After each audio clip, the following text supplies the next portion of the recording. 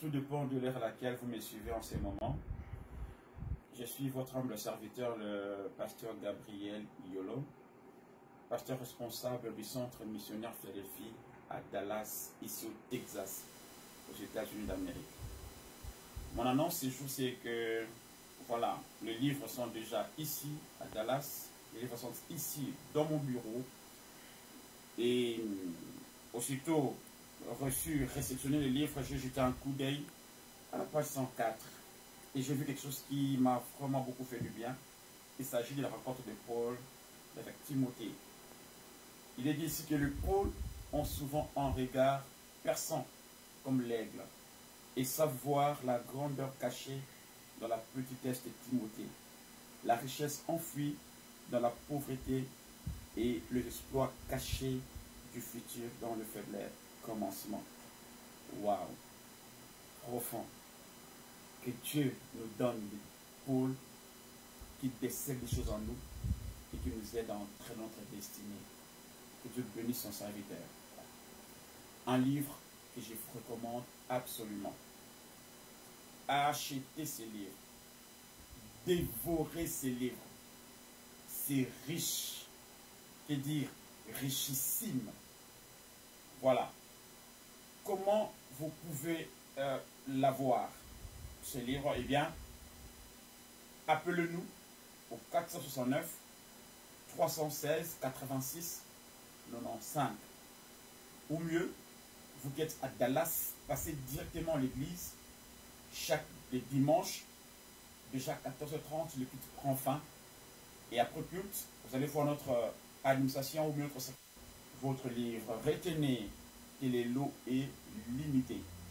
Le livre est, eh bien, je pense que ça va se vendre comme de petits pains du coin du marché. Alors venez vite, car le premier servi, le premier arrivé seront le premier servi. Et je les appelle de partout. Et je prie que ceux-là qui m'appellent de Boston, de Colorado, de New York, puissent déjà envoyer leur argent. Et nous allons leur expédier leurs livres. Que Dieu vraiment vous bénisse et achetez ces livres et consommez-les. Et le Seigneur ne manquera pas à vous introduire dans votre destinée prophétique. Que Dieu vous bénisse et bonne lecture. Tout dépend.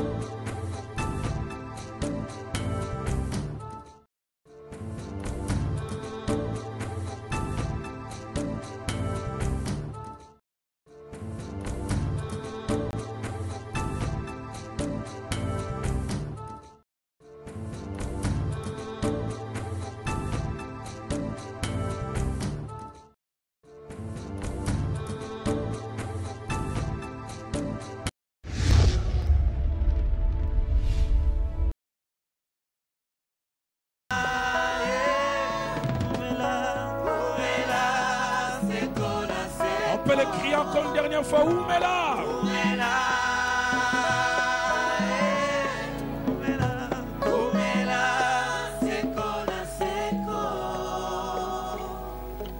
Tel est le cri de notre cœur. Que tu demeures, Seigneur, dans nos cœurs et dans nos vies. Que tu demeures, Seigneur, dans cette nation. Que tu demeures, Seigneur, dans l'église de notre pays. Et que tout ce qui est de l'ennemi laisse place. Règne, règne, règne, règne éternellement. Tu as régné lundi, nous t'avons vu. Tu as régné mardi, nous t'avons vu. Mercredi, tu as régné encore. Et que dire d'hier? Et ce soir, Nous désirons encore palper, toucher, goûter à ton règne. N'est-il pas écrit dans ta parole? Mieux vaut la fin d'une chose que son commencement. Mets les combles ce soir. Fais-les pour ta gloire. Et fais-les pour notre bien. Au nom de Jésus. Quelqu'un m'aide à dire Amen. Bonsoir à tout le monde. L'infidélité conjugale, les divorces et les remariages dans l'église de mon pays. Après avoir abordé les 3 premiers points, nous allons ce soir aborder les 3 derniers points. Le 3e ainsi que plutôt le 4e ainsi que le 5e, nous les avons groupés. Pour les pasteurs de l'église, les divorces plutôt dans l'église, causes et conséquences. Et les divorces dans les sacerdoces ou dans les ministères, causes et conséquences. Nous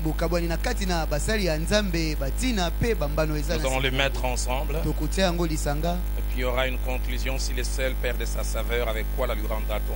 Mais je nous propose 4 textes à lire. Matthieu 19, du verset 3 au verset 11.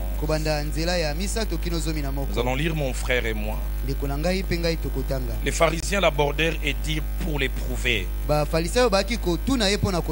est-il permis à un homme de répudier sa femme pour un motif quelconque? Il répondit: n'avez-vous pas lu que le Créateur au commencement fit l'homme et la femme?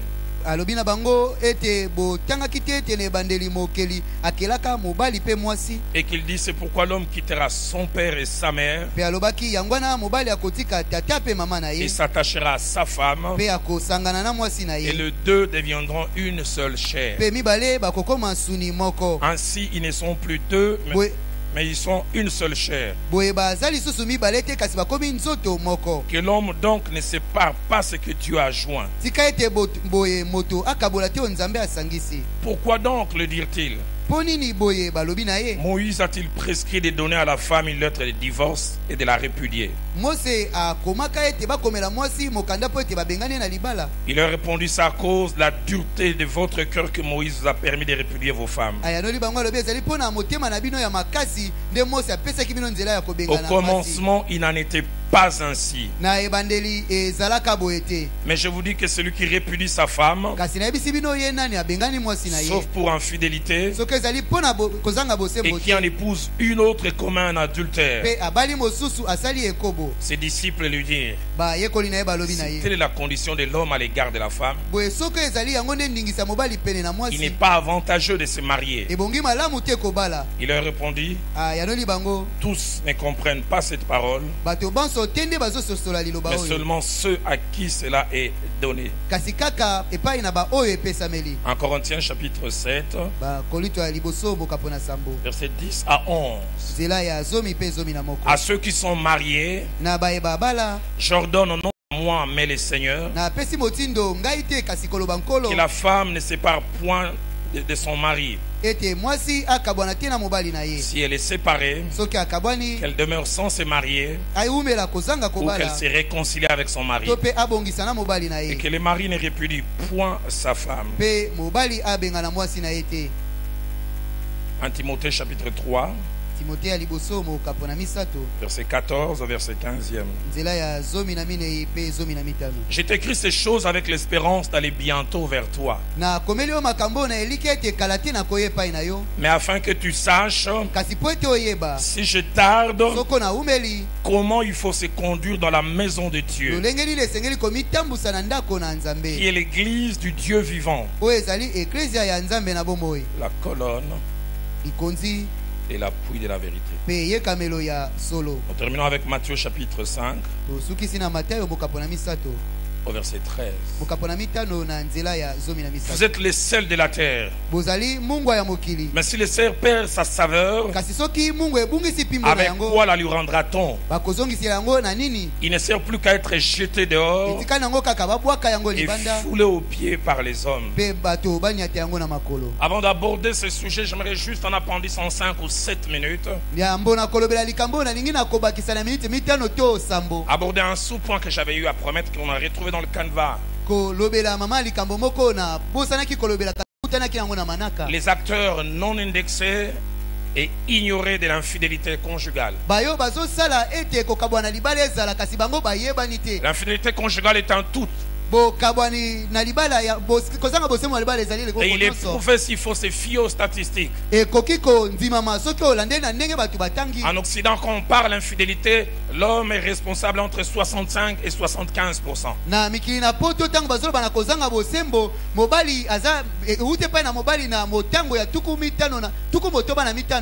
En Afrique, c'est encore plus élevé. Il semble ça va entre 80 et 90%. Parce que nos sociétés ne sont pas autant permissives que les sociétés occidentales. Mais s'il est vrai qu'en général, l'homme est l'un des acteurs principaux de l'infidélité conjugale, il y a d'autres aussi qui sont acteurs dans ces fléaux et on ne mentionne pas souvent.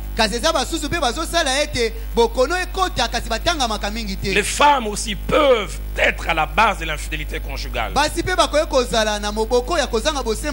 Les femmes mariées qui sont dans les liens sacrés du mariage qui trichent, il y en a plein.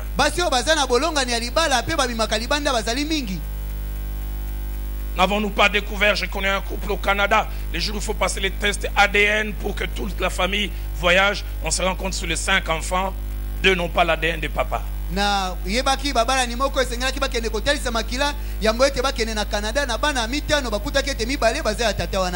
Que de femmes tricheuses. Elle a l'air sainte, mais on doit l'amener à la CPI.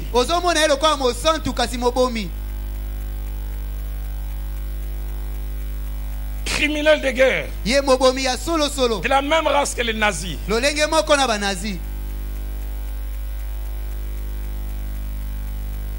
Te fait prendre en charge un enfant qu'elle sait, c'est pas ton enfant.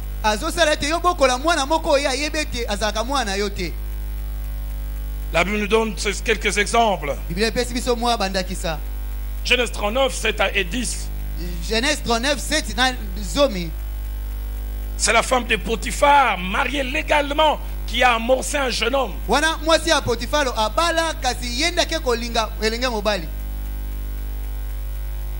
Elle a amorcé de manière permanente. Et sa mission a échoué. Elle fait l'actrice capable d'être embauchée à Hollywood, surtout en Hollywood.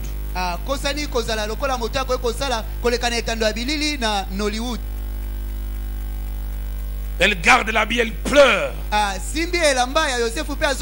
Combien nous les maris des fois nous faisons confiance aveuglément à nos femmes.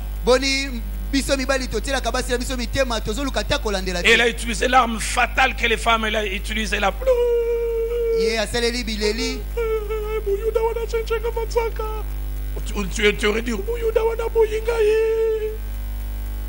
Tu aurais dit il m'a refusé.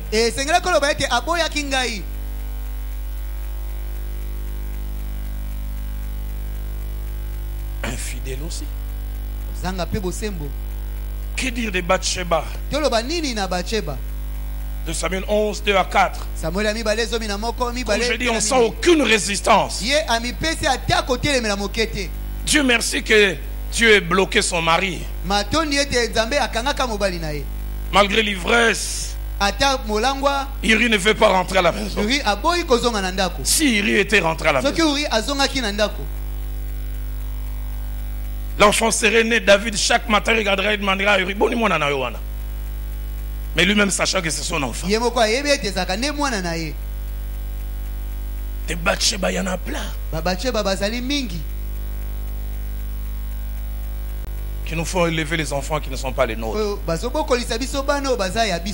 Venons à l'église, élevant les mains, chantons la chorale, tricheuse.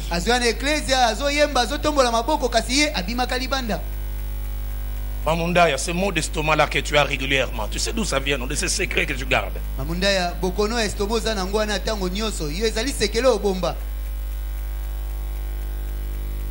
Tu connais sur les 4, tu sais que 2 là. Celui-là il est du domestique et celui-là c'est de l'ami de mon mari.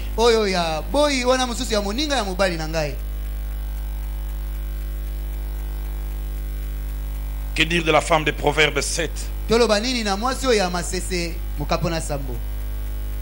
qui a amorcé ces jeunes hommes? Souvent on pense qu'elle est une prostituée. L'avait dit c'était une femme mais qui avait la mise d'une prostituée. Et la Bible va plus loin. Au verset 19, quand il amène ces jeunes hommes, il dit mon mari est parti. Et on sent qu'elle en avait l'habitude. Que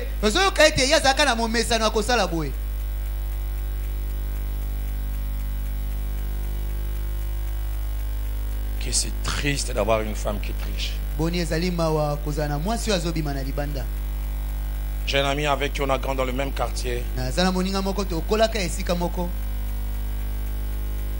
On soupçonnait que sa mère trichait, mais personne ne croyait. Je devais avoir entre 15 et 16 ans. Papa est sorti.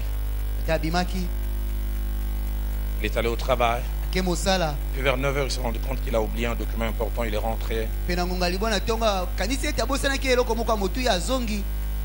Personne à l'entrée de la grille. Il ouvre la porte.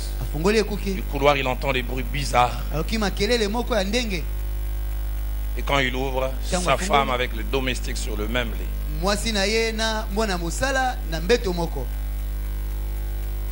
Il ne serait pas revenu, ça aurait continué. Si ces choses peuvent être nommées dans le monde, ça doit pas être nommé à l'église.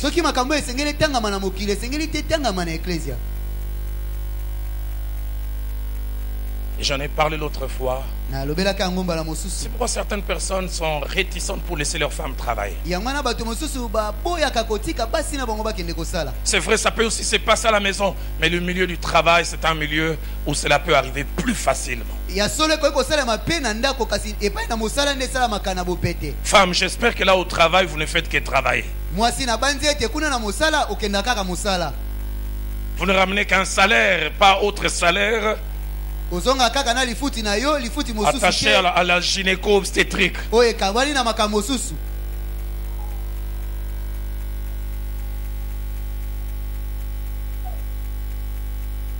Le temps nous manquerait de parler de jeunes gens, acteurs aussi de l'infidélité conjugale. Le jeune homme de Proverbe 7, c'est un acteur. C'est une femme mariée qui l'a amené à briser un lien. Oh, il peut dire, il y a eu un argumentaire. Il m'a poussé, mais est-ce que tu as refusé? Dieu merci pour Joseph. Si Joseph avait accepté, il s'occuperait valablement de la femme de Potiphar en son absence. Potiphar trouverait sa femme joyeuse en train de travailler sans savoir qu'un suppléant a bien fait le travail.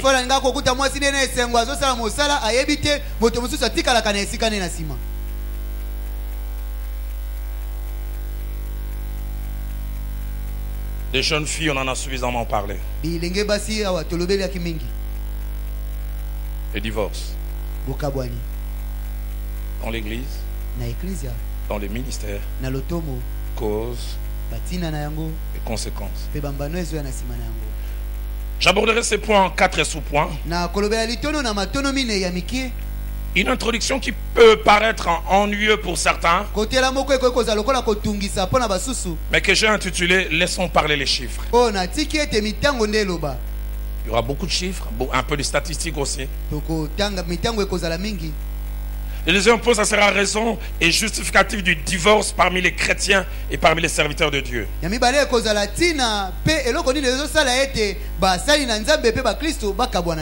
troisième point, que dit la Bible sur les divorces et les remariages?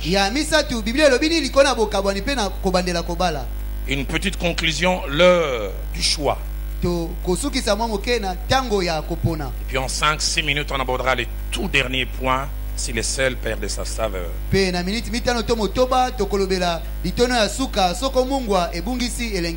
En laissant parler les chiffres, je prends des chiffres de 2 endroits, de 2 milieux. Mais attachés aux chrétiens évangéliques, une sorte de fourre-tout.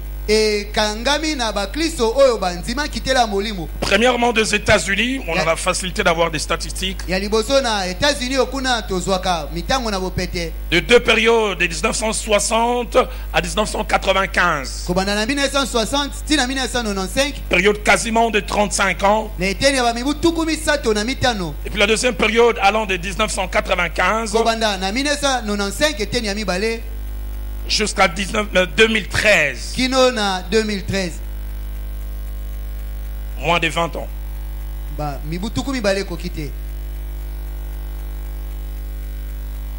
Puis nous prendrons les chiffres qu'un homme de loi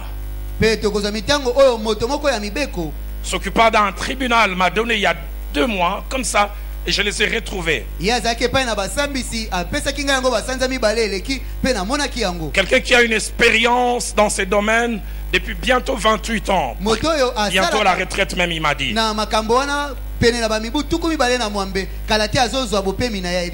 Aux États-Unis, parmi les chrétiens évangéliques, de 1960 à 1995, sur 100 mariages des chrétiens évangéliques et protestants,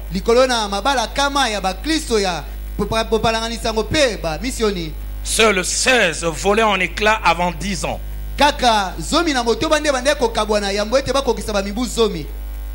Seuls 13% volaient en éclats avant 20 ans.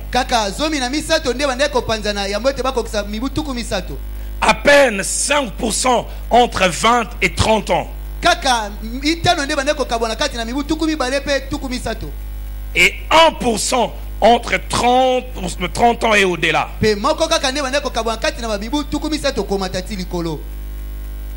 Sur 100 mariages des diacres et anciens dans les églises dites évangéliques et protestantes,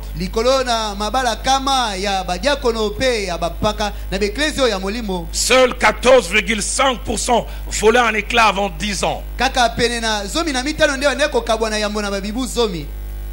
10% volaient en éclat avant d'atteindre les 20 ans. 3% seulement entre 20 et 30 ans. Et 0,3% entre 30 ans et plus. Sur 100% des mariages des pasteurs évangéliques et protestants,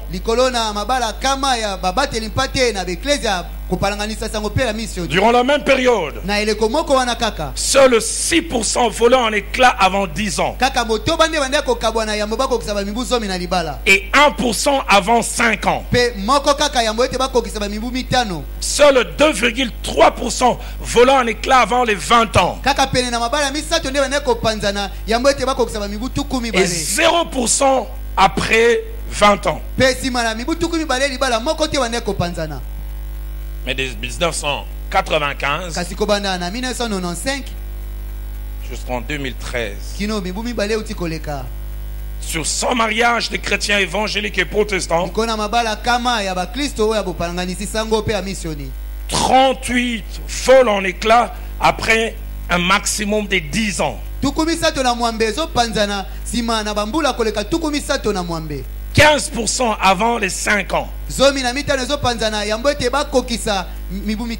2% même avant 2 ans.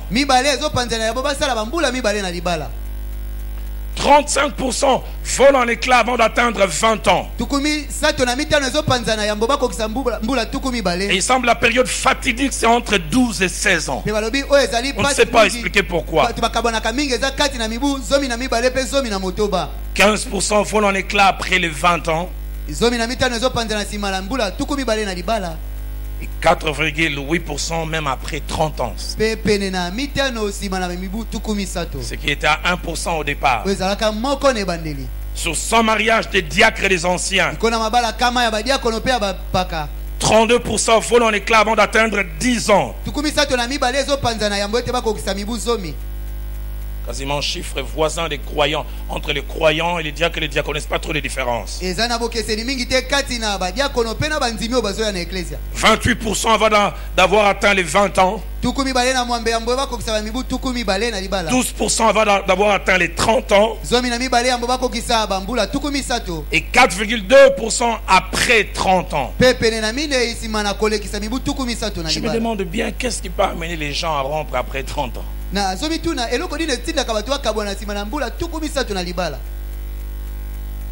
Et durant cette période, 95 à 2013, parmi les chrétiens évangéliques et protestants des États-Unis, et maintenant parmi les pasteurs, sur 100 mariages, 38 volent en éclats avant d'atteindre 10 ans. 29% avant d'atteindre les 20 ans. Et là encore une fois, les pics c'est entre 12 et 16 ans. Pourquoi on ne sait pas? 15% avant d'atteindre 30 ans. Et même parmi les pasteurs au jour d'aujourd'hui jusqu'en 2013, 8% après 30 ans de mariage. Et dans les 8%, il est dit 90% ils épousent de jeunes filles.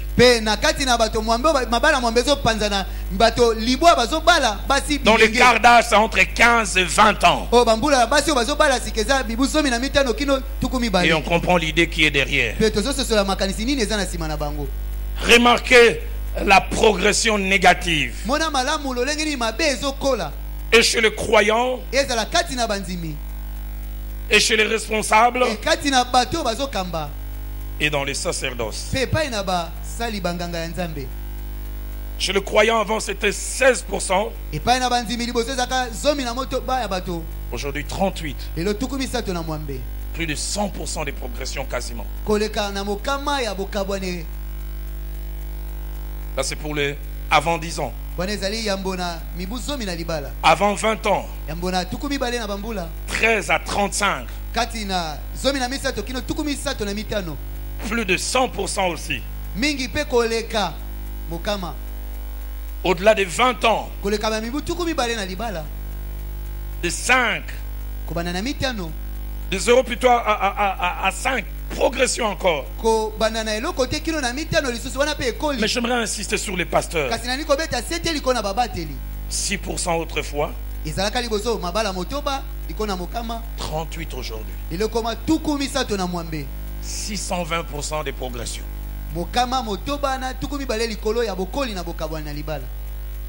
Avant 10 ans. Avant 20 ans. 2,3 autrefois. 29 aujourd'hui. 13 fois plus. Au-delà de 20 ans. 0 autrefois. Aujourd'hui quasiment 15 fois plus. D'autres chiffres que j'aimerais que vous et moi puissions noter. Sur 100 pasteurs, entre 1960 et 95, 5 seulement étaient mariés 2 fois. Aujourd'hui 29 les sont 2 fois. Et 12 les sont au moins 3 fois. Et il y en a. Sur 100 musiciens dits chrétiens, Entre 60 et 95, 8% à peine étaient mariés 2 fois. Aujourd'hui, 39%. Ils sont 2 fois. 22% les sont 3 fois. Entre 99 et 2000, on a trouvé que les taux de divorce chez les chrétiens évangéliques étaient quasiment les mêmes que la population normale.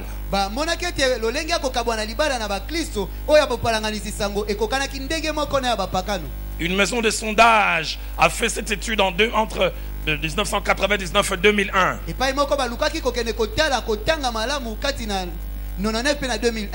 Et ils ont trouvé qu'il y avait plus de divorces chez les chrétiens évangéliques que chez les athées.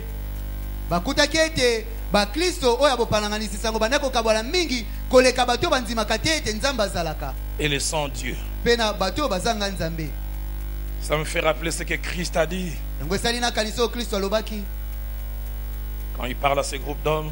Il dit dans Matthieu 5 au verset 47. Que faites-vous d'extraordinaire?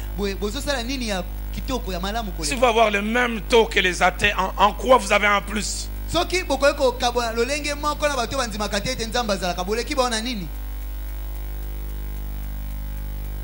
Cela me rappelle le propos de l'apôtre Paul,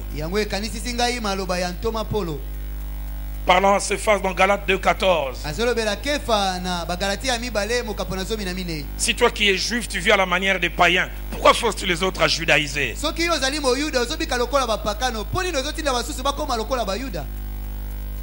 Les païens divorcent.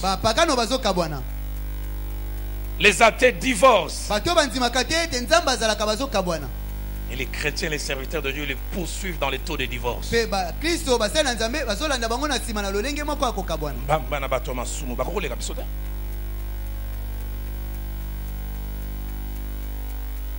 Que faisons-nous d'extraordinaire?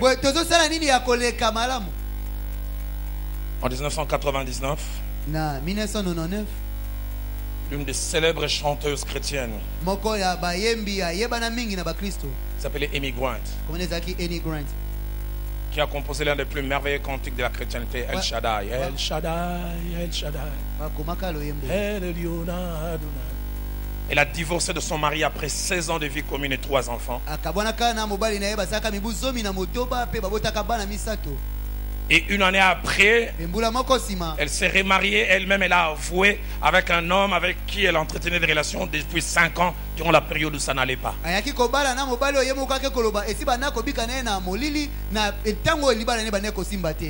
Que faisons-nous d'extraordinaire?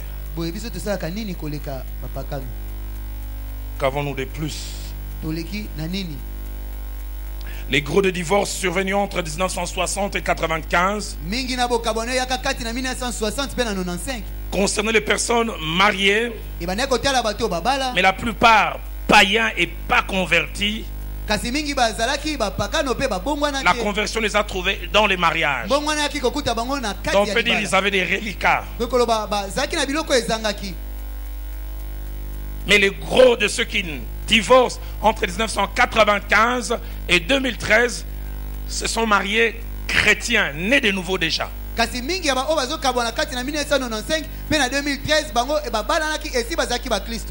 Les autres ont dit quelquefois parce que l'un n'arrivait pas à se convertir, ou sa conversion avait des problèmes, ou alors il y avait du monde qui suivait encore. Mais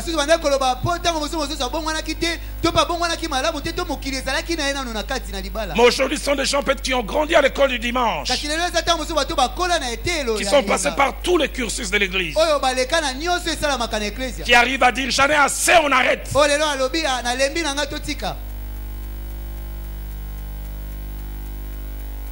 Entre 1960 et 1995,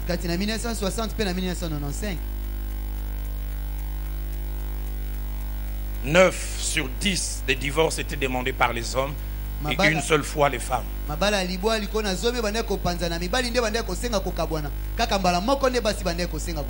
de 95 à nos jours, 7 divorces sur 10 sont demandés par les femmes Et 3 fois par les hommes, les féminismes. Les droits des femmes.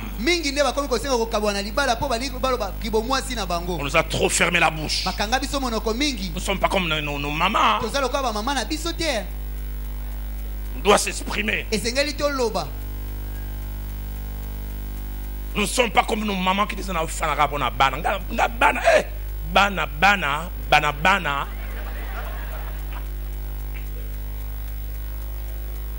Christian, traduis-moi ça. Et se disent, moi je ne peux pas rester que pour les enfants. Et les enfants, où irais-je avec ces enfants? Voilà. Est-ce qu'on peut encourager Christian?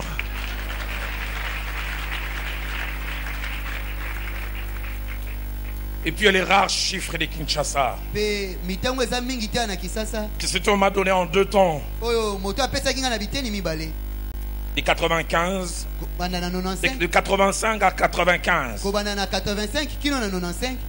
Et puis de 95 à nos jours. Cet homme d'un certain âge, une soixantaine. Il m'a parlé avec honte et tristesse. Je ne savais pas que je préparais cet enseignement.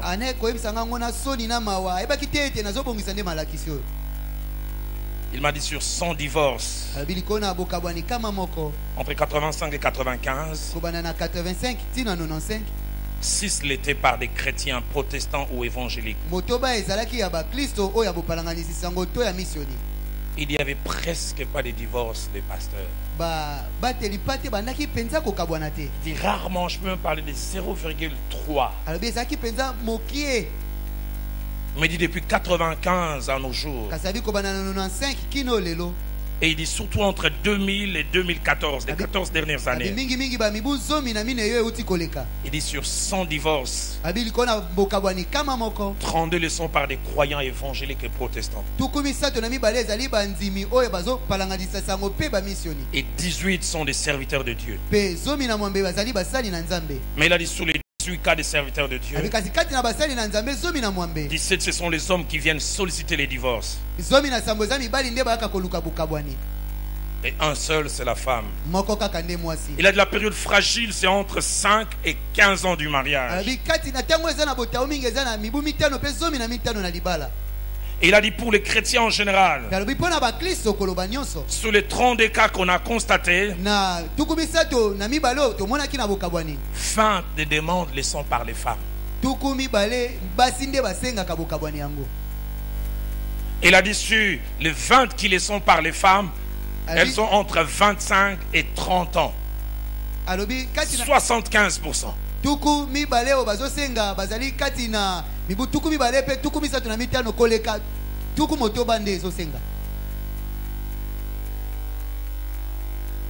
avez un mariage, quand vous assistez à ces mariages, vous dites, moi je me suis marié au brouillon, ça c'est le propre ou quoi?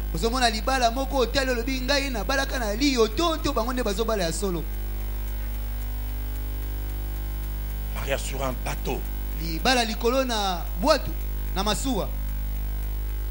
Mariage en plein air.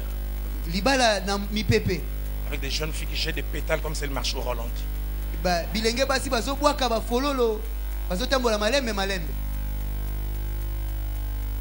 Vous dites, nous on s'est mariés ou on a fait autre chose? Et malgré la beauté de la cérémonie, quelques jours après, il commence à rivaliser devant les juges. Chacun mettant de gros paquets pour avoir les meilleurs avocats.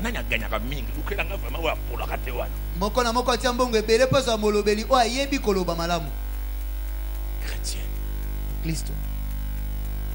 Des vérités qui n'auraient pas dû être mentionnées les sont mentionnées. Et des fois même des mensonges pour avoir plus d'arguments pour soi.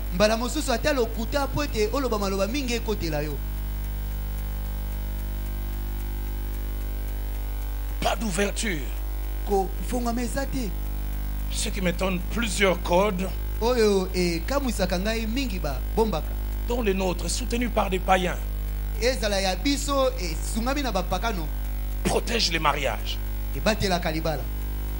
On fait tout pour que ça ne se passe pas aussi facilement. entre la demande 8 mois de conciliation. Comme pour dire, ils peuvent changer d'avis, surtout qu'ils sont enfants de Dieu, ils ont le Saint-Esprit. Les temps qu'ils partent, qu'ils reviennent, le Saint-Esprit. Papa juge. Tranche ça aussi vite, moi je suis déjà fatigué. Mais toi tu es chrétien, mettons la Bible à côté. Tu ne sais pas combien je souffre. Même un païen commence à te rappeler la parole de Dieu.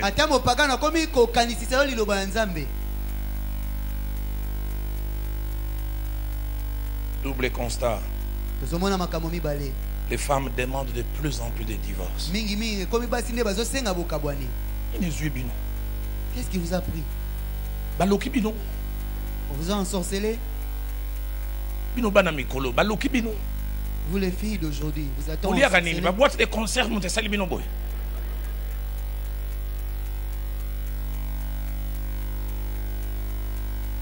Mais deuxième constat, les hommes de Dieu divorcent de plus en plus. Cet ennemi m'a parlé en pleurant et dit 180% de progression. La grande question, à quoi cela est dû? Nous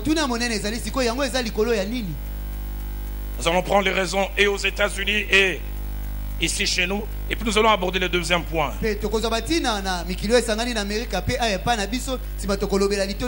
Aux États-Unis, sur 100% des cas, surtout dans la deuxième portion, 30% sont dus à l'infidélité conjugale.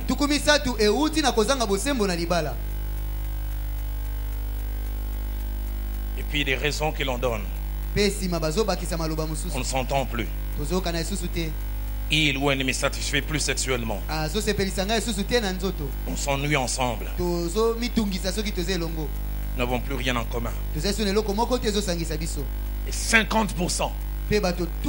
Les deux vocabulaires sur lesquels je vais revenir tout à l'heure. Je ne sens plus rien. Ça c'est la phrase. Je ne sens plus rien. Et la deuxième phrase. Il y a incompatibilité entre nous. Elle a commencé quand cette incompatibilité?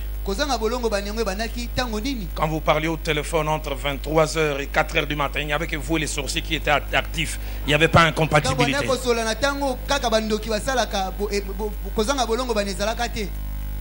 Il y avait seulement vous et les sorciers qui étaient actifs.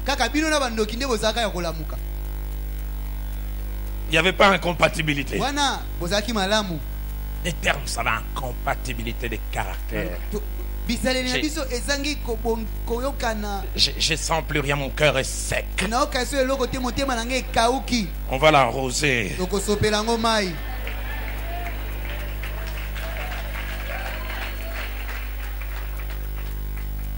20% le sont pour des causes diverses et inexplicables. À Kinshasa, sur 100% des cas, surtout la deuxième période, 62% sont dus à l'infidélité. Principalement l'infidélité des hommes. 30% sont dus à l'infidélité non avouée. C'est-à-dire on a déjà une relation avec quelqu'un d'autre et l'on cherche à évacuer quelqu'un pour que la nouvelle personne vienne prendre la place. Cet homme de loi m'a dit ceci. Et dans ces dernières années, dans 30% des cas de divorce des hommes de Dieu, 22 à 23% se marient après entre 8 mois et 1 année et demie.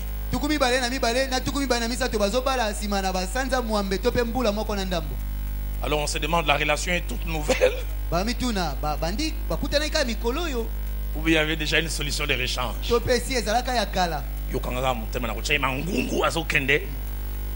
Reste calme, je vais lui menacer et puis elle finira par partir. Divorce, mariage. Triste. 10% des cas le sont à cause des problèmes de conception mais qu'on n'avoue pas.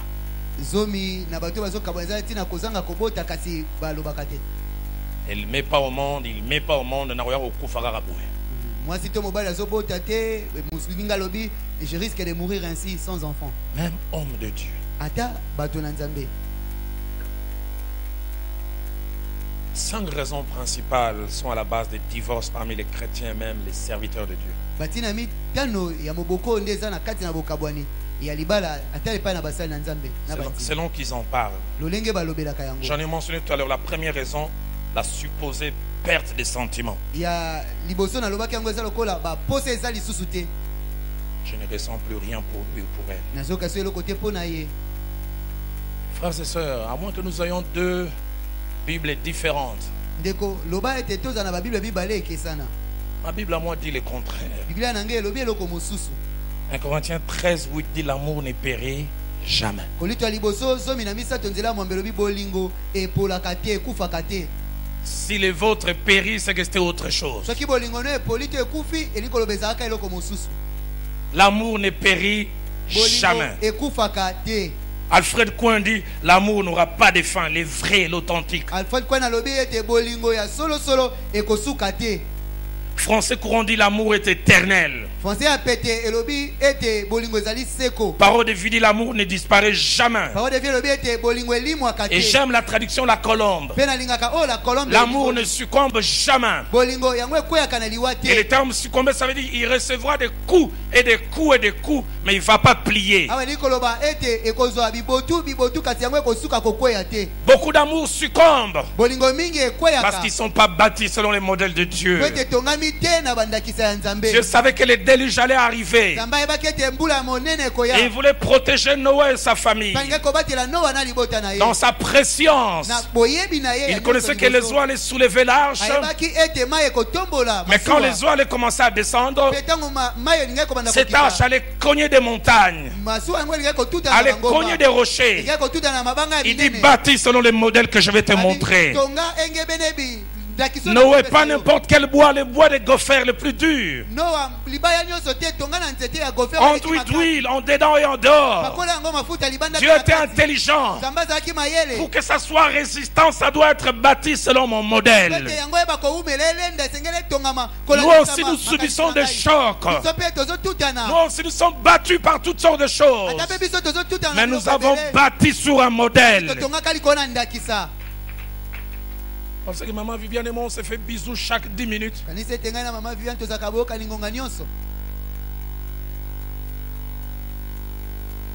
Elle vous dira il y a aussi des moments où il ne sent rien. Je peux aussi vous dire il m'est arrivé je ne sens rien.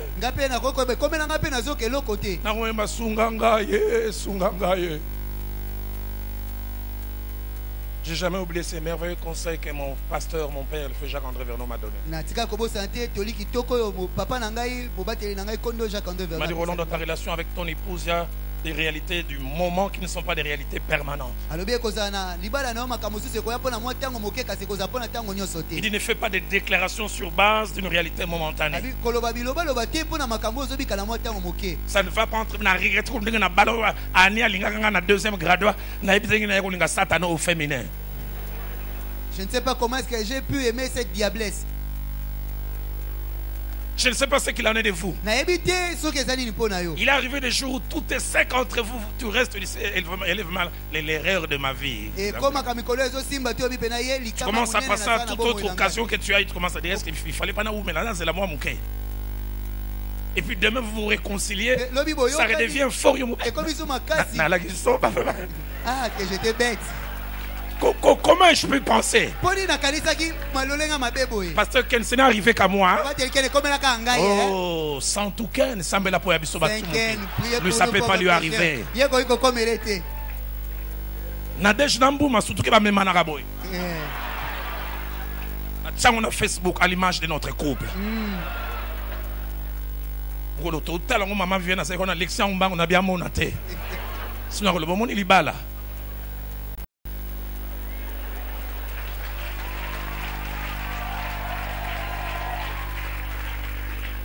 L'amour ne périt jamais. Cantique des cantiques. Chapitre 8, verset 7. Les grandes eaux ne peuvent éteindre l'amour. Et les fleuves ne les submergeraient pas. Il est prouvé 6 fois sur 10, plusieurs qui divorcent les regrettent après.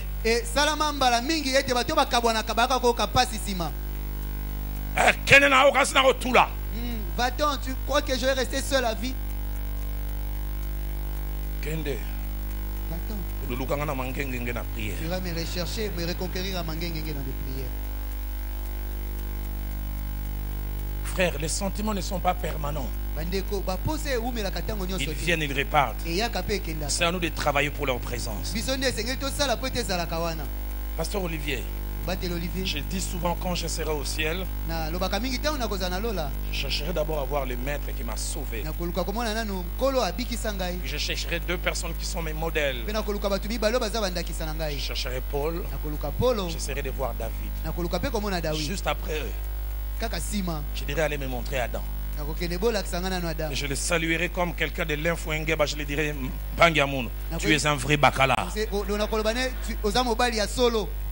Parce que moi, si j'étais à ta place, le premier divorce aurait eu lieu au sortir du jardin. J'étais bien seul. Tu m'as fait manger le fruit. Là, on vient de me chasser. Donc quand Dieu nous chasse, que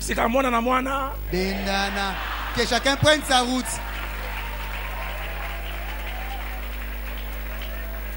Maman, à cause de toi, j'ai tout perdu.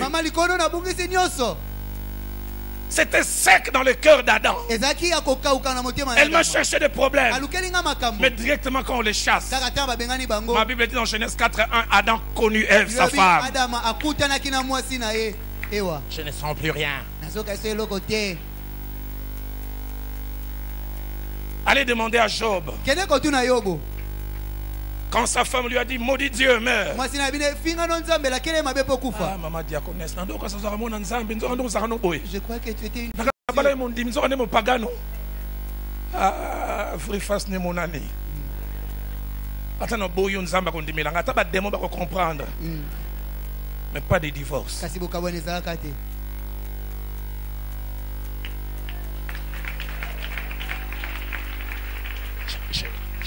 Je ne sens rien.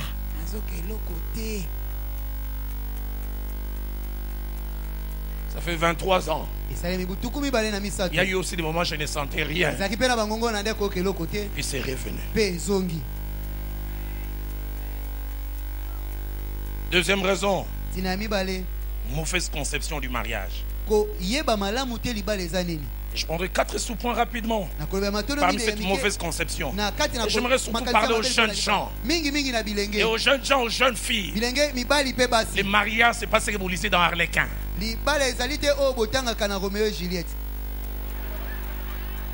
Série télévisée où en 45 minutes on vous montre 30 ans de vie. Et durant les 30 ans de vie, tout va bien. Les mariages, c'est autre chose.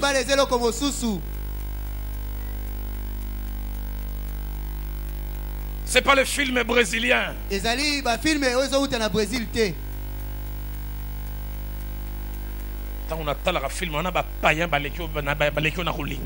Même les païens aiment mieux que toi. Deuxième mauvaise conception. Le mariage n'est pas une course de vitesse. C'est pas les 100 ou les 200 mètres. Le mariage est une course de fond, c'est le marathon. La pointe de vitesse ne compte pas.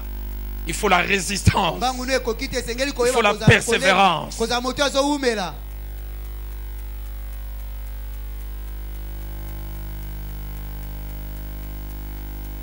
Troisième fausse conception.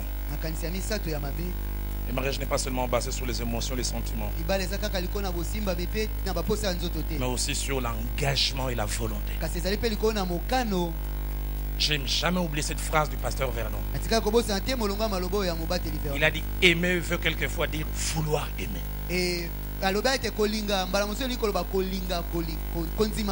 Aimer veut dire quelquefois, Seigneur, je veux l'aimer malgré ses défauts. Où sont les gens qui prennent les engagements? Où sont les gens qui disent, un peu comme Ruth la Moabite, sans connaître les futurs, mais elle s'engage pleinement pour un futur qu'elle ne maîtrise pas. Ruth 1, 16 à 17. Où tu iras, j'irai. Où tu demeureras, je demeurerai. Ton Dieu sera mon Dieu. Et Dieu mettrait dans toute sa rigueur si autre chose que la mort vienne à me séparer de toi. Ruth, comment tu s'engages aussi fortement comme ça? Est-ce que tu connais de quoi demain sera fait? Où sont les gens qui prennent l'engagement, qui donnent une parole et la tiennent?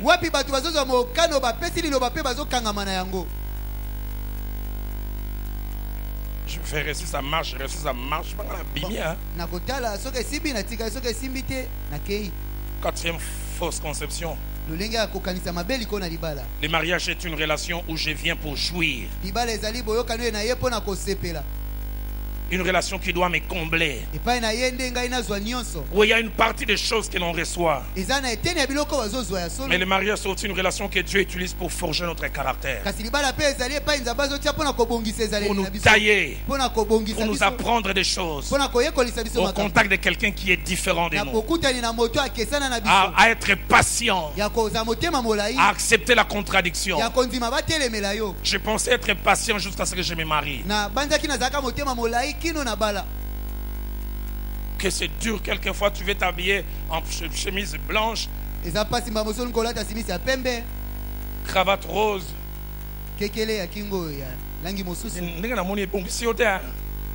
Bon, mais bon.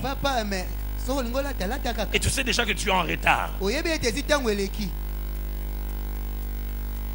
Si tu es de chez moi, l'esprit de Ngongolute et de Lumumba et de Lenganko, il remonte.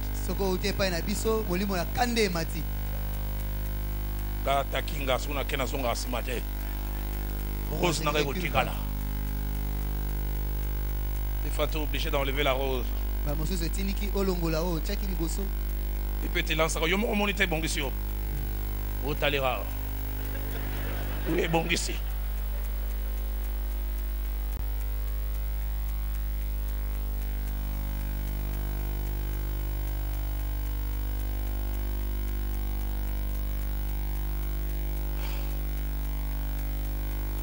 Rebecca d'après Genèse 24, 67 a consolé Isaac après la mort de sa maman. Mais Genèse 27, 41, 46 la même Rebecca consolatrice a créé des problèmes en faisant faire à Jacob des choses qui ont fait que la famille vole en éclats. Elle console. Elle blesse aussi.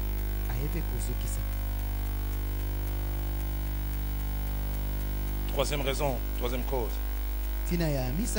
L'égoïsme.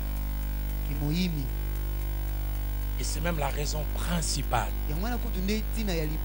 L'égoïsme a un trait de caractère du temps de la fin. De Timothée 3:1 dit dans les derniers jours vous aurez des temps difficiles et la première des choses les gens seront égoïstes.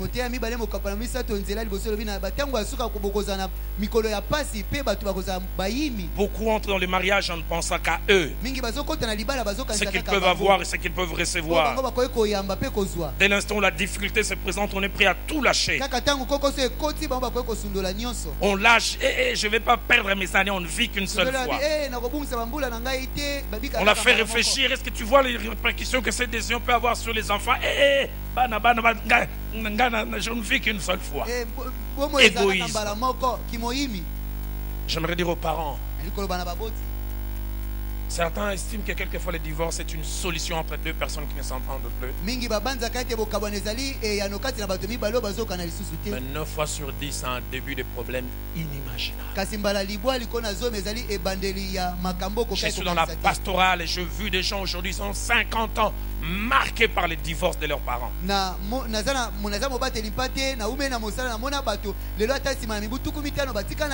Et à cause du péché, on a aujourd'hui le terme savant, famille récomposée.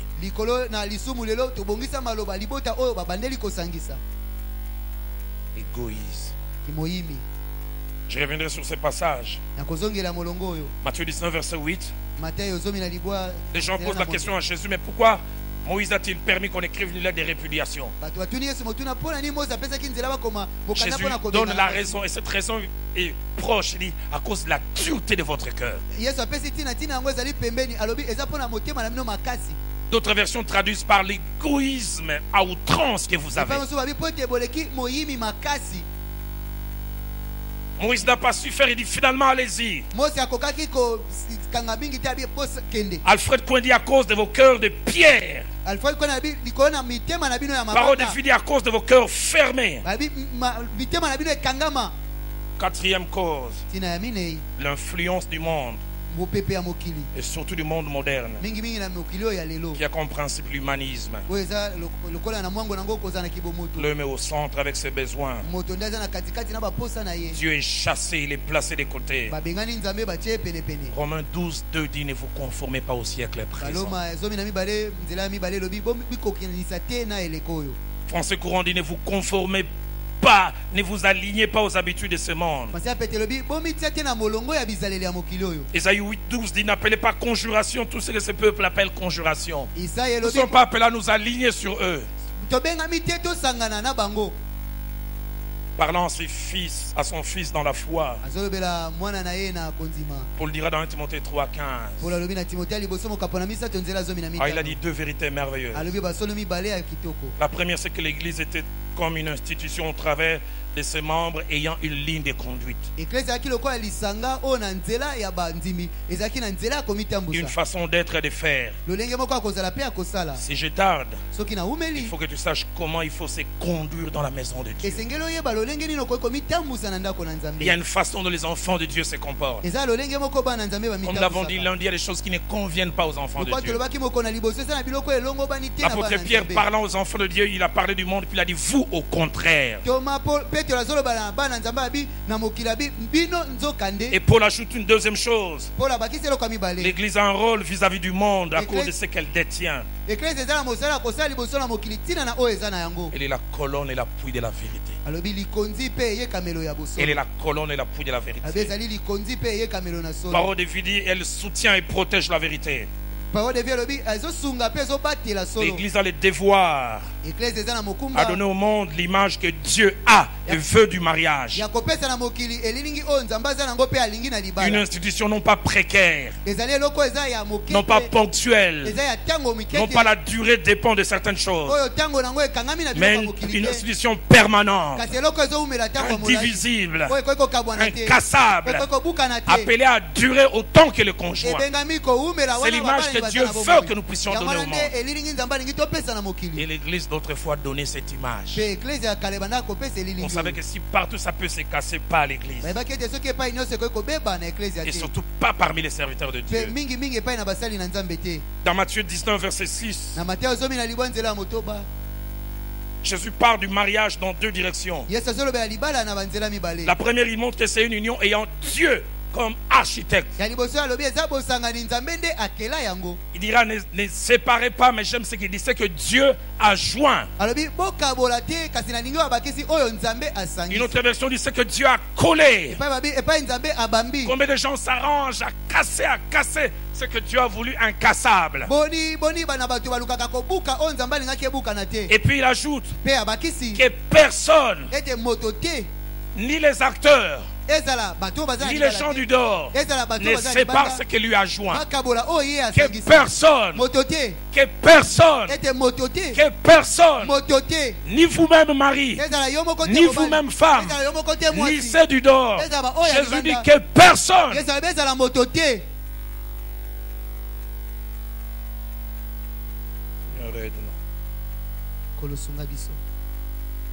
Si le monde d'autrefois fragilisait l'image du mariage,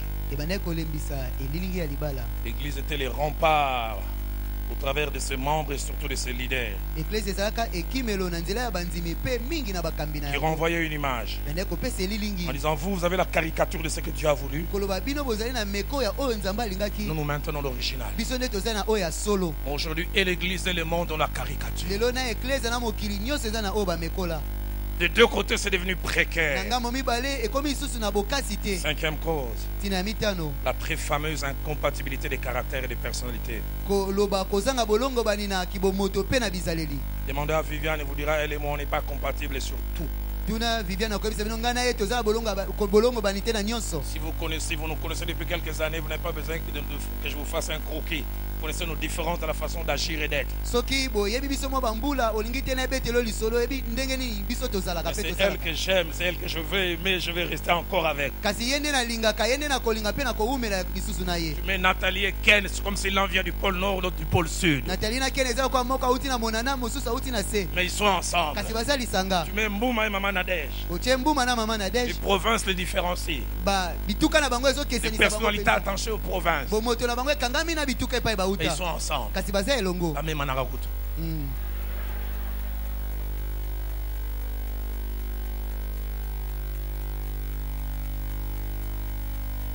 1 Samuel 25, 3. Un duo que le monde peut appeler détonnant. Nabal. Dur et méchant dans ses actes. Écoutez son épouse, Abigail. Belle de figure et plein de bon sens. Comment ils se sont rencontrés? Et même plus tard, quand Abigail parle de son mari à David, il dit mon mari est comme son nom. Il y a de la folie chez lui.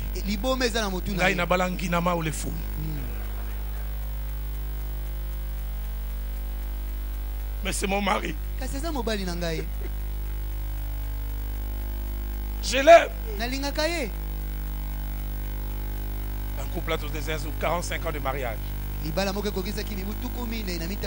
Demande au papa de parler, il s'élève. Il dit moi, ce bizarre, ma paix.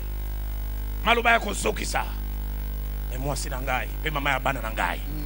La linga kayendenga zali. Voilà, m'soit les sarangai, mais mingi c'est pas les sarangai. Et on donne le micro à la dame. Tatoyo. Motoma be. Mbamsuna lo bagale ka satana otonoko na ye. Mais ne tata bana Nangai. Zoa moi li poe.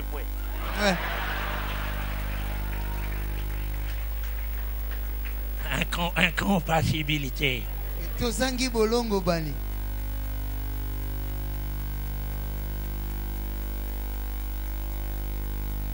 J'avais horreur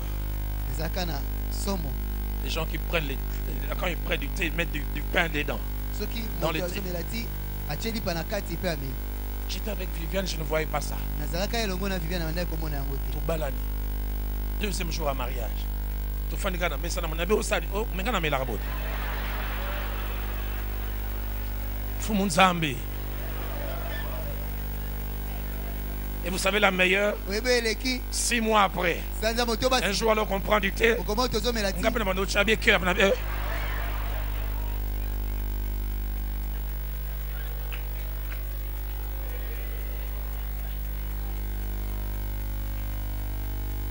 On est incompatible. Écoutez ces merveilleux passages. Isaïe 11, 6 à 7. Et verset 9. Qui parle de quelque chose qui se passera dans les milléniums. Mais que Dieu amène déjà dans les chefs de ceux qui sont ses vrais enfants. Les loups habitera avec l'agneau. Dans le mariage, quand Dieu est là, les loups peuvent habiter avec l'agneau. La panthère se couchera avec les chevreaux. Les veaux, les lionceaux, les bétails qu'on engraisse seront ensemble. Verset 7, la vache et l'ours auront un même gîte. Wow, j'aime la suite. Les lions comme le bœuf mangera de la paille. Vous savez, quand on a Dieu, les lions, les carnivores peuvent devenir un herbivore. La Bible va plus loin. Il ne se fera ni tort ni dommage sur toute ma montagne sainte. Pourquoi? Car la terre sera remplie de la connaissance de l'Éternel, comme les fonds de la mer par les eaux qui les couvrent. Là où il y a la connaissance du vrai Dieu, les différences volent en éclats. Dieu vous rend capable de les accepter. Dieu vous équipe de la patience. Vous dites, Seigneur, j'aimerais l'aimer comme ça. Si c'est plus fort, vous allez jeûner. Seigneur, je ne veux pas divorcer. Si elle peut changer, gloire à Dieu. S'il peut changer, gloire à Dieu. Mais s'il ne change pas, aide-moi à les supporter. Il n'est pas tendre. Je rêvais d'un mari romantique. Demandez à Viviane comment elle a souffert. Voilà mon a cité. Un mois après notre mariage, un jour il faisait frais. On entre à l'église, elle veut me tenir par la taille. Je dis, c'est pas nécessaire, tout le monde sait que je suis ton mari. J'avais honte.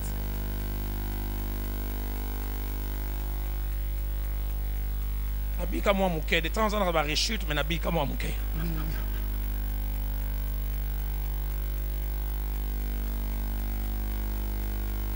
Que dit la Bible sur les divorces et sur les remariages? Notez ces choses et je vais aller pour conclure. La première, c'est que Dieu est totalement contre. Malachie 2,16. Dieu dit, j'ai hais la répudiation. J'ai hais la répudiation. Le terme répudiation là, en araméen, cache trois idées.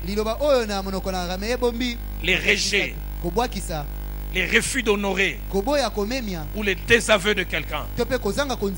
Dieu dit, je n'aime pas qu'on rejette.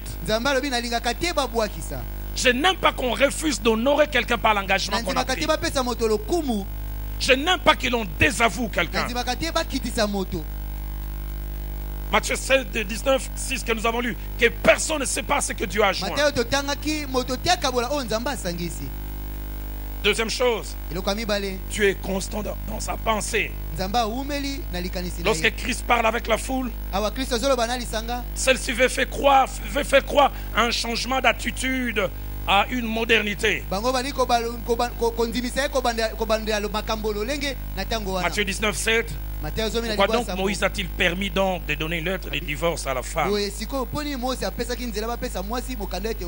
Quelle réponse profonde de Jésus au verset 8? La première, il remonte à la source. Au commencement, à l'origine, il n'en était pas ainsi. Mais deuxièmement, il justifie ce qu'on appelle cette modernité. Il dit c'est à cause de la dureté de votre cœur. Une autre version dit c'est à cause de votre obstination. Pourquoi cette question? Parce que les pharisiens avaient deux écoles. Il y avait l'école du rabbin Shammai qui disait que seule l'infidélité était cause de séparation. Et puis il y avait l'école du rabbin Hillel qui s'appuyait sur Deutéronome 24:1. Quand il dit si la femme fait des choses honteuses, ils ont donné une signification à ces mots. Et ces rabbins permettaient même qu'on divorce de la femme si elle ne prépare pas bien. Il semble que c'est de l'époque est parti les proverbes, l'amour passe par les ventres. Mais Jésus a aussi montré que l'entrée était facile dans les mariages, mais pas la sortie. Remarquez quand il a argumenté, les disciples ont compris. Quelqu'un m'a dit qu'il est en train de jouer dans un endroit de réjouissance. On a écrit l'entrée est gratuite, la sortie est payante.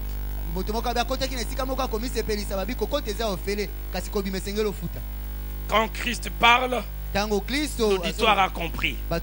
Matthieu 19, 10. Écoutez ce qu'il dit. Si telle est la condition de l'homme à l'égard de la femme, il n'est pas avantageux de se marier. Christ a montré comment c'était bouclé. Une fois entré, on ne peut pas sortir. Et eux, ils ont compris ça. Alors c'était le cas, il ne faut pas entrer.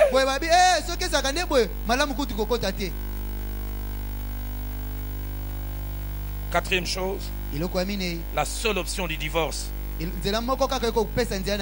avec possibilité de remariage, et l'infidélité du conjoint ou de la conjointe. Matthieu 19, 9. Celui qui répunie sa femme sauf pour infidélité et qui en épouse une autre commet un adultère. Et dans la pensée de Christ, il autorise mais donne pas un ordre. Parce que comme mon épouse aime le répéter souvent, en cas d'infidélité, le divorce est un droit. Mais le pardon pour un enfant de Dieu, c'est un devoir. J'ai connu un responsable de l'Assemblée de Dieu. Je ne veux pas donner les pays d'Afrique. Aujourd'hui, les représentants légaux, mariés depuis 32 ans. 8 ans après, il a surpris sa flamme en flagrant délit d'adultère avec un diacre. Il a pardonné. Ils vivent ensemble.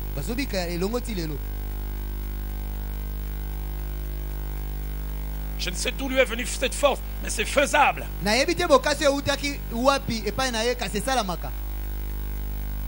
Mais la seule option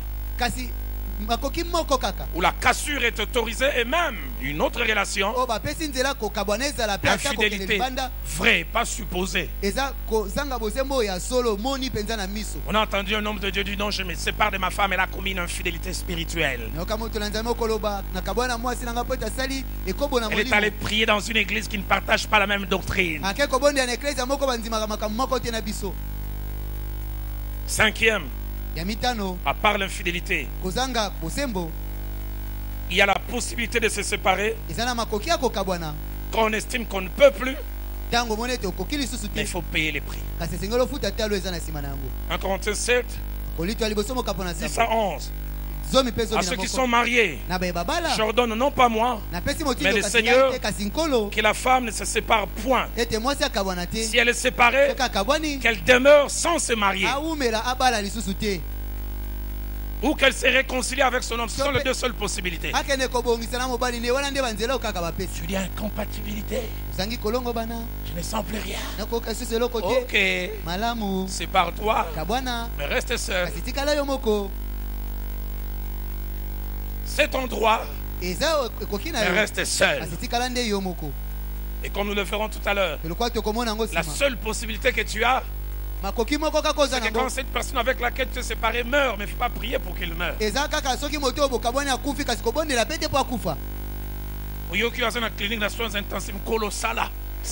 Seigneur, agis. Retire ses derniers souffles. Ils s'en aillent. Sixième, il y a une double conséquence qui arrive lorsqu'on décide de se séparer. Un, on s'expose à l'adultère. Et deux, on expose l'autre à l'adultère. Luc chapitre 16 verset 18. Quiconque répudie sa femme et en épouse une autre commet un adultère. Et quiconque épouse une femme répudiée commet aussi un adultère. J'entends quelqu'un dire c'est très difficile. Septième chose, seule la mort fait tomber les barrières.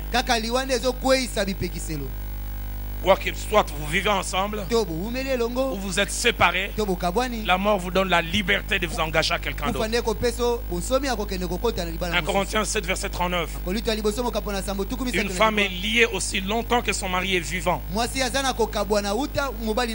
si le mari meurt, elle est libre de se marier à qui elle veut. Mais l'apôtre insiste seulement dans le Seigneur.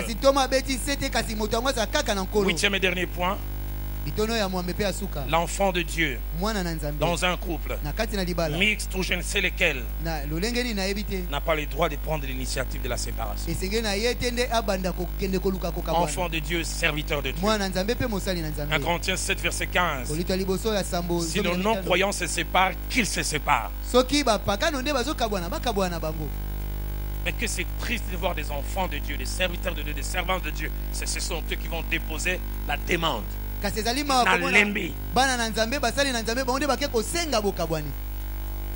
Vous les amenez au conseil pastoral, vous parlez là.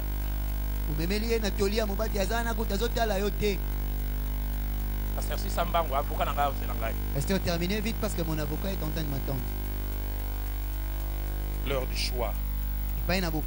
Que faire en ces temps où les mariages se font ou se défont facilement? Que faire en ces temps où les lois du monde deviennent laxistes et facilitent même les divorces? Dans certains pays, on a écourté la période de conciliation. Dans d'autres, ça n'existe même pas. Deux choses. Restez dans la parole de Dieu. Paul dit dans son fils dans la foi. En 2 Timothée 3,14. Demeure dans les choses que tu as apprises et reconnues certaines. Deuxième, avoir le choix de faire ce que nous voulons ou ce que Dieu veut. Enfant de Dieu, vous êtes enfant de Dieu et Christ est votre Seigneur. Comme nous l'avons dit hier, vous êtes sous son autorité. Ou alors ce n'est plus lui qui est sur le trône, c'est vous-même qui régnez. Homme de Dieu, soit la parole que vous utilisez et la parole de Dieu, vous l'utilisez totalement. Je n'ai pas besoin que vous me dites, il faut vivre la situation. La parole de Dieu, c'est notre constitution. Apocalypse 22, 19. Si quelqu'un retranche quelque chose de la parole du livre, Dieu retranchera sa part dans l'arbre des vies. Que faire maintenant en 5 minutes, je termine.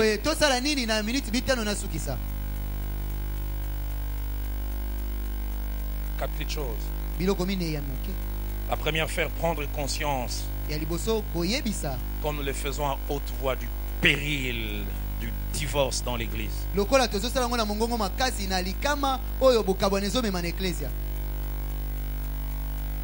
J'ai été choqué d'apprendre qu'on a reçu un coup de fil au bureau.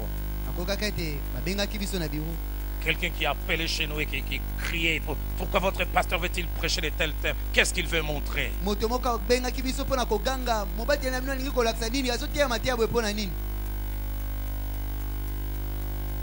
Quand il y a une pandémie, quand il y a une épidémie qui menace tout le monde, il y a mobilisation. Quand Ebola commence, on ne s'est pas tué. On a dit faites attention. Et il y a un danger qui menace cette institution importante aux yeux de Dieu.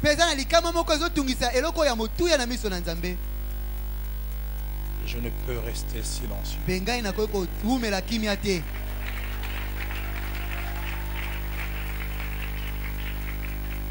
Je ne le fais pas pour donner des leçons.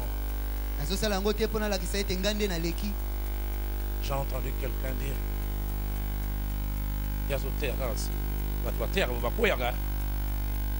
les gens qui prêchent comme ça tombent beaucoup. Parce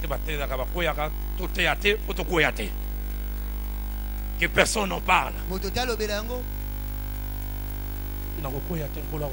Amen.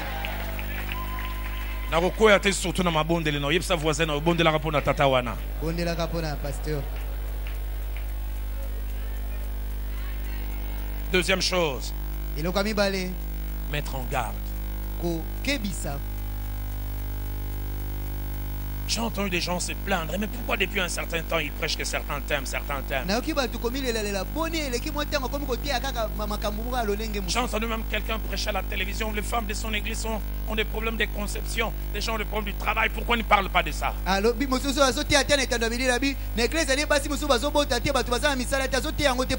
On prie ici jeudi, les femmes qui ont fait 25 ans sans enfants finissent par avoir des enfants. Mais la Bible déclare Si c'est dans le siècle présent seulement que vous comptez sur le Seigneur, votre espérance est vaine. Apocalypse 2, Apocalypse 3. Le même Seigneur qui aimait a jugé ces églises en les passant en revue. Et ce que j'aime, il ne disait pas pour les abaisser. Il leur disait prenez conscience qu'il y a ça qui manque. Et à la fin il disait toujours relevez-vous. Il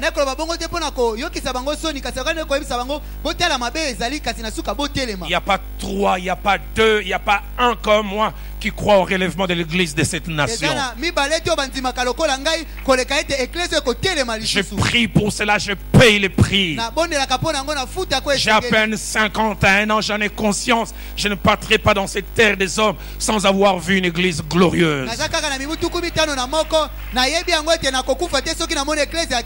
Je verrai cette église redevenir celle que Papa Haïdi Nabal a donné sa jeunesse, ses meilleures années.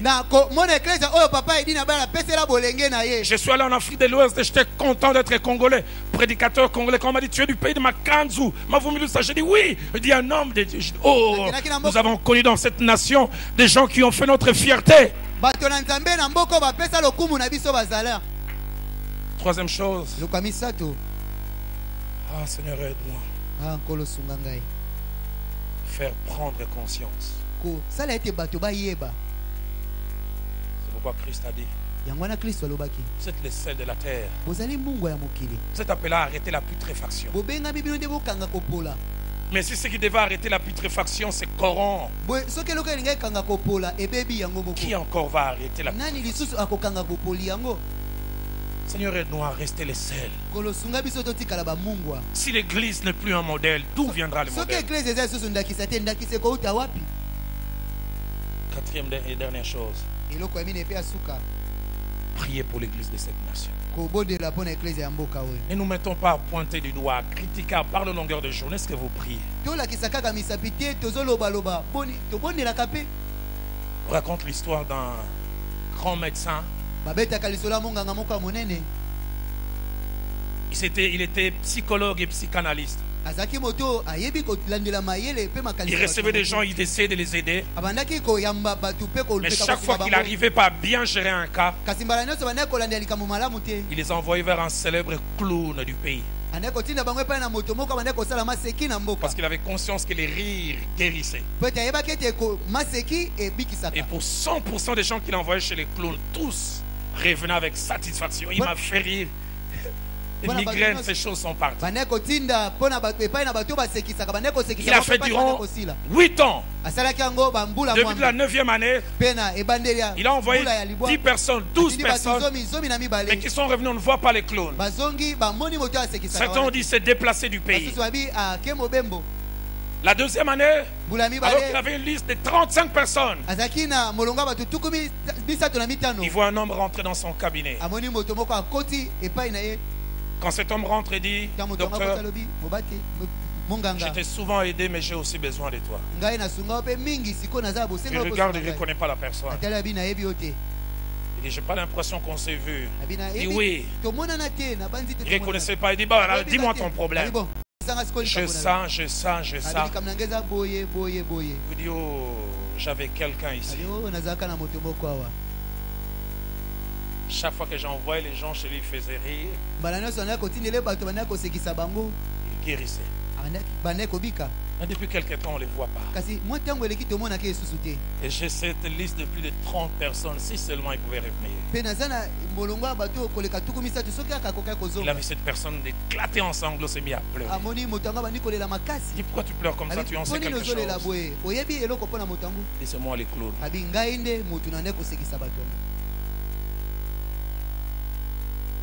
Le médecin est resté. Disant si la solution elle-même a des problèmes. Qu'allons-nous faire? Si l'église qui était censée apporter des solutions elle-même a des problèmes, où est-ce que le monde va aller? Que Dieu bénisse sa parole. Que Dieu bénisse sa parole. Que Dieu bénisse l'église du Congo. Que Dieu bénisse l'église du Congo. Que Dieu bénisse l'église du Congo. Que Dieu bénisse l'église du Congo. J'aimerais qu'on se lève tous. Yahweh yonde mobikisi mokeli. Lève tes mains avec moi. Tombola maboko elongo na ngai.